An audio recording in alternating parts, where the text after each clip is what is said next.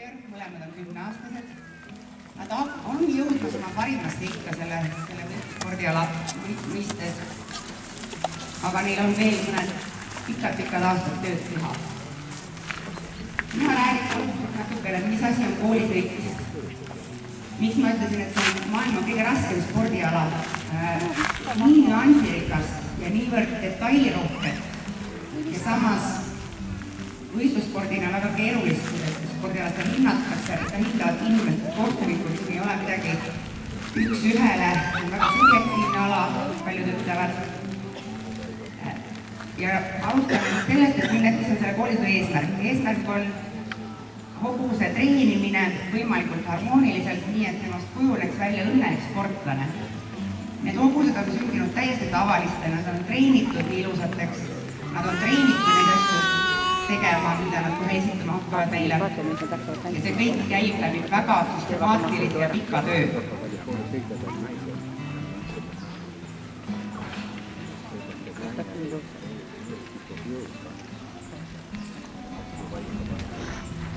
Koolisõit kui iseenesest kuulub olümpiamängude kavasse juba 1912. aastast ja on võistlusala, kus ratsanik ja hobune sooritavad 20x60 meetrit aiaga piiratud väljakul ette nähtud järjekorras teatud harjutusi. Ja me räägime siin liikumistest ehk allüüridest, need on samm, mida just hobused kõndisid, kraav, mida nad teevad praegu ja galopp. Koolisõitu iseloomustab võib-olla kõige paremini selline mulje, et see kõik on väga lihtne. Ja koolisõit ongi hea siis, kui ka võhikule tundub, et issand, et see hobune teeb kõike iseenesest, et ratsanik ei pea midagi tegema, ratsanik on lihtsalt ilus. Aga tegelikkuses on selle taga väga palju detaile, väga palju rasket tööd, seal on füüsilist tööd, seal on süstemaatilist harjutamist.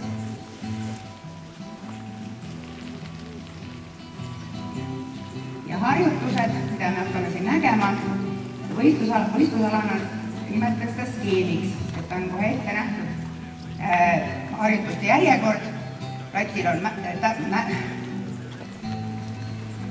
tähised, on tähed ja vastavast tähest tuleb siis teha vastavaid kujundeid ja harjutusi. Harjutuste raskusastmeid jagatakse samuti erinevalt. Meie ees olevad hobused mõlemad on juba kõige raskema taseme juurde jõudmas. Gretel on veel natukene tööd teha, aga ka tema hakkab varsti meil Grand Prix tegema ehk suurt auhinda sõitma, mis on kõige kõrgem ja kõige raskem tase. Aga me alustame, ka need hobused on alustanud kõige kergemast tasemest, et A-tasemest, kus on põhimõtteliselt ringiratast sõita. Kõige kõrgemal tasemel on väga keerulised harjutused nimega passaaž, teateed, piruetid ning jalavahetused. Tina esitab meile praegu passaaži. See on niisugune nii-öelda traab koha peal. Ja see on äärmiselt keeruline hobusele füüsiliselt, et Tina on aastaid näinud vaeva, et Pokemoni selleks ettevalmistel suudaks ennast niivõrd hästi kanda, et ta teeb seda koha peal. Tina näitab meile teateesammukesi.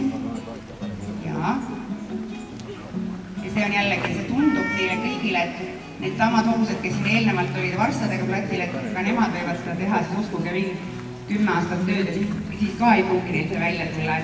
Et need kõrgemini harjutused eeldavad hobustest pealt teatud füüsilisi eeldusi ja looduslikke eeldusi, et need mõlemad hobused on aretatud liivakutallides täiesti koolisõiduliinidena, et on kasutatud kohe spetsiaalselt õiget mära ja õiget täkku ja tulemuseks on saadud õiged järglased, kellel on füüsiliselt eeldused teha koolisõitu, et päris iga hobune selliseid elemente kunagi tegema ei hakka.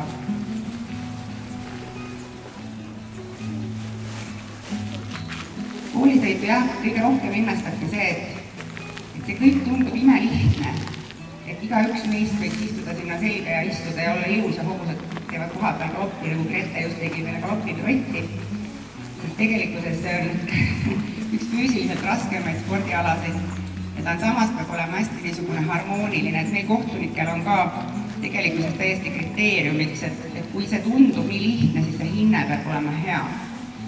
Ja me hindame seda spordiala hinnetega 1-10 Ühesõnaga, iga skeemi tulemuseks võib olla 100% tulemus, mida maailmas mitte keegi ei ole välja sõitnud. Et maailma parimad ratsanikud sõidavad hetkel 90% juurde, ütleme 70% juures tulemus hakkab juba lugema, et on ikka üsna hea. Ja seda on päris raske saavutada. Aga Grete tuleb meile nüüd veel ühe galoppipirueti.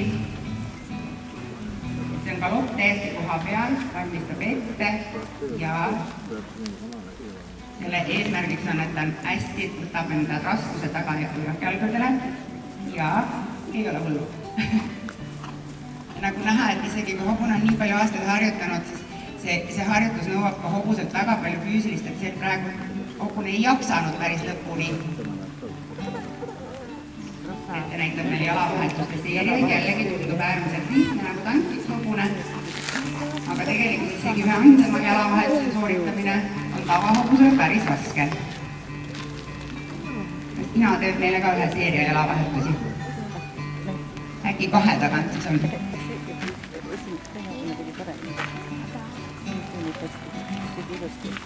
Ja nüüd vaadake tema jalgu.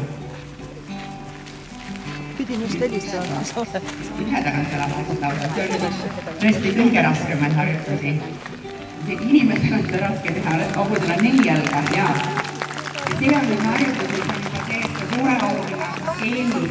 Seal on ta lausa koefitsendiga, et raskemad harjutused ongi alati koefitsendiga, seepärast, et see näitab nagu seda tõelist sooritust. Nii, kas me näitame veel mõned harjutused? Teeme natukene sammu piruette. Nagu galoppis tehakse piruette, et pöörab hobune enda tagumisotsa ümber, siis ka sammus tehakse piruette. Ja ta liigub nagu küljele, kõik tema jalad säilivad liikumises. Just. Ja Grete näitab ka ühe. See on samuti juba üsna keskmisel tasemel on sammu piruetid nagu sees, et neid peab hobune üsna varakult õppima. Ja nagu te näete, siis selle jällegi, et mis on nagu hästi ilusaks teeb selle koolisõidu, on see, et ei tundu ju raske. Aga tavainimene istub hobuse selga ja siis nibin-nabin oskab paremale vasakule pöörata. Nii, hobused koolisõidud päris palju peavad liikuma ka küljele. Ina, kas sa näitaksid meile palun küljendamine traavis? Täiesti risti astuvad jalad. Grete teeb samal ajal galoppis, aitäh.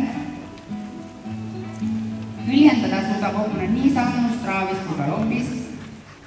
Sammu küljenduskeemides küll ei nõuta, aga treeningus kasutatakse päris palju. Grete jällegi galoppis küljele, Ina traavis.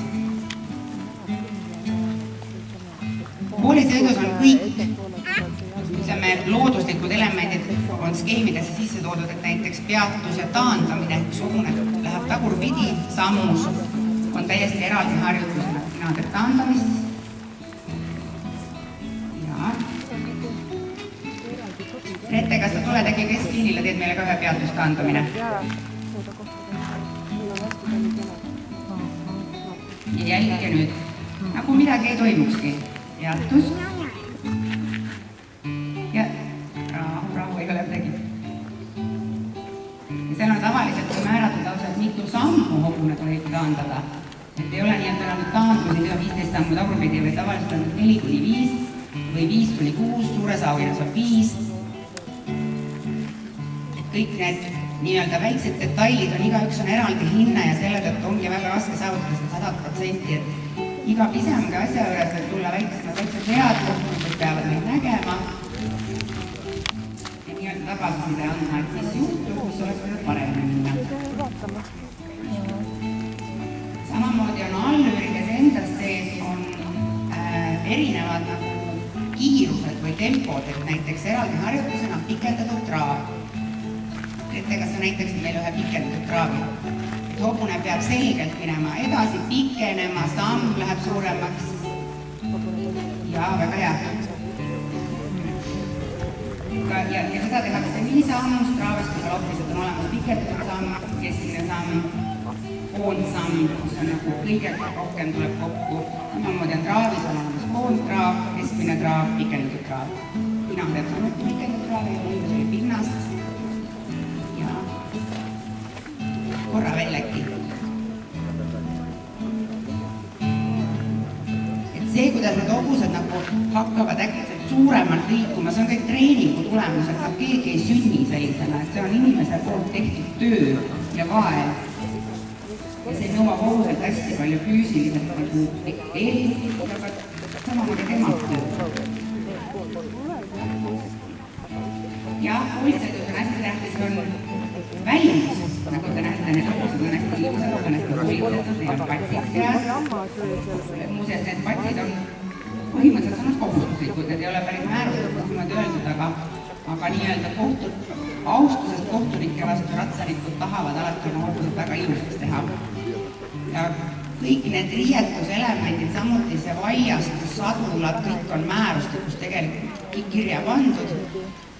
Värvused on isegi kirja pandud, et ei ole nii, et Grete võib tulla oranži frakiga ja Tina võib tulla roosaga.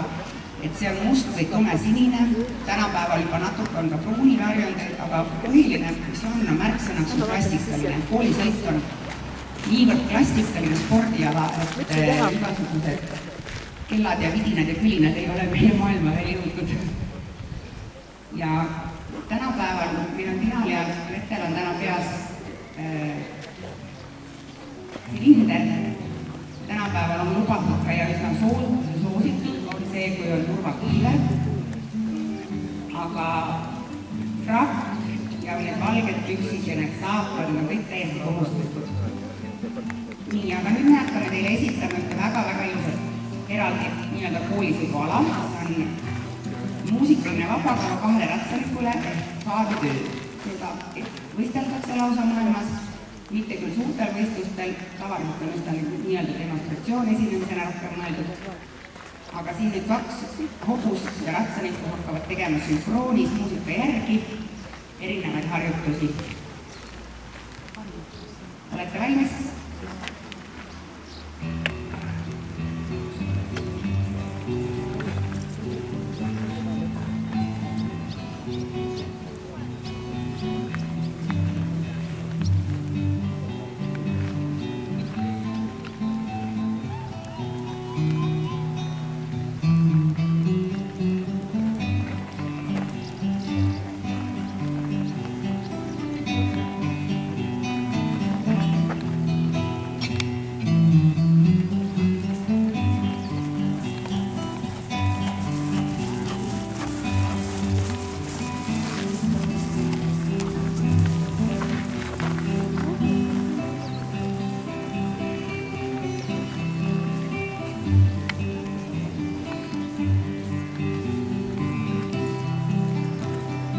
Tüdrukud tulevad nüüd passaagis mööda keskliini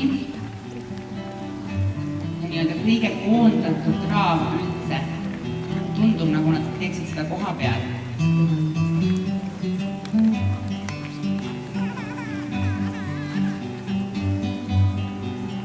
Selline väike point. Koolisõidus ei ole mitte lihtsalt ring, vaid on point, on väiksema ringi nimetus. Pikendatud traavis, diagonaalid.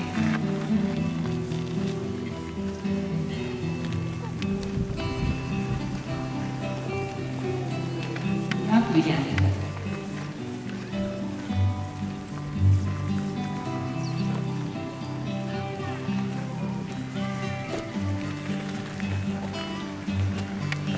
Nüüd tuleb sammu osa, sammu piruett.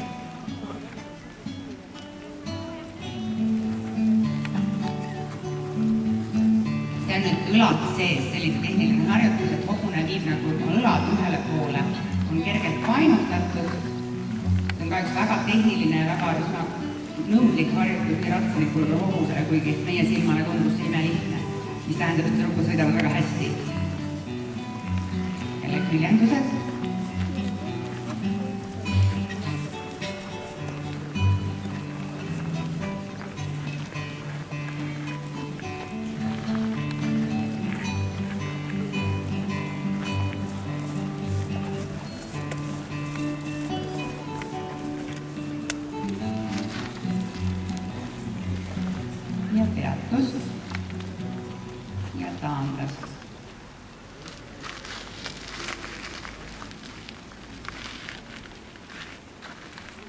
ja galopp.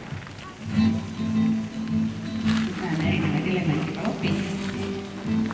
Jälgige seda, kuivõrd koondatult ja kontrollitult need hobused galopeerivad, et neil on niisugune kuju, et nad on hästi ennast kandvad galoppiruetid, lausa topeltpiruetid, mis on veel eriti raske ja see on nii-öelda raskusastest tõstev harjutus, kui hobune suudab 2 ringi koha peal galopeerida. Suunamuutuse ajal mõlemad tegid jalavahetuse.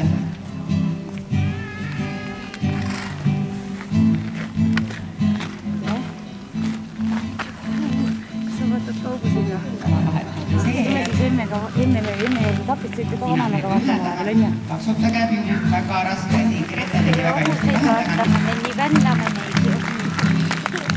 Me oleme ka jooksnud juba 2 päeva siin täitsa segaseks ennast. Ikka võid ära. Sa tahad Kertile näidata midagi?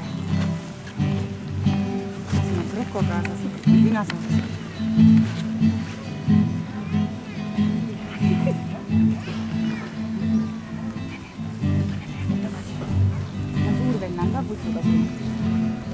Galoppi küljendust, vahetuse teisele poole. Ta nimetatakse siksak küljenduseks. Suures auhinnas on see skeemis lausa niimoodi, et on 5 küljendust.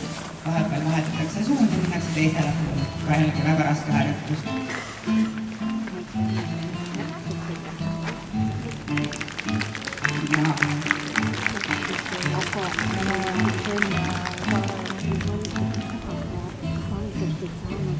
Hoolisõiduvõistlustel tavaliselt on, üks oli pikendatud galopp. Pikendatud galoppi üks raskemaid osasid on see, kui hobune peab tulema ka tagasi väga kontrollitult, et see tempo suureneb küll, tundub, et väga lihtsasti, aga samamoodi see kontroll peab säilima, siis kui see harjutus lõpeb.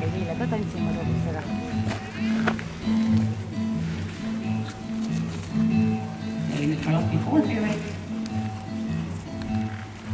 Hoolisõiduvõistlustel tavaliselt ei ole selline muruväljak, üldsegi võistlusväljakud on hästi hoolisetud ja ettevalmistatud liivapinnased. Nendele hobustele samuti ei ole igapäevane sellisel muruväljakul sõita. Hobused on üldiselt pinnased tundlikud loomad. Nii et see, et nad nii tublisti täna siin neid asju teevad, on tegelikult ka väga suur asi. Ei ole isegi enda isa ka näinud. Mitte kedagi ei ole näinud. Küljendused jälle kraavis.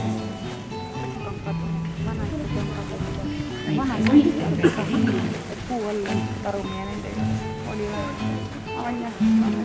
Ja allad sees.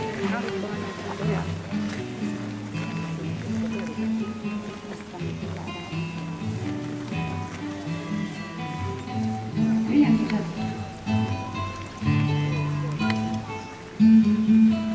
Allad sees.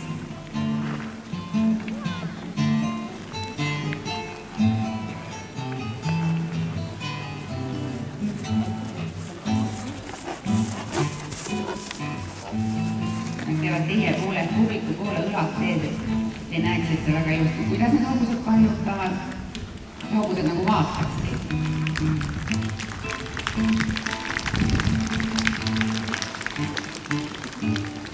Tina teeb Gretega koos teevad ühe käega passaaži. Seda loetakse samuti raskusastet tõstvaks elemendiks, et hobune on niivõrd kontrolli all, et ühe käega.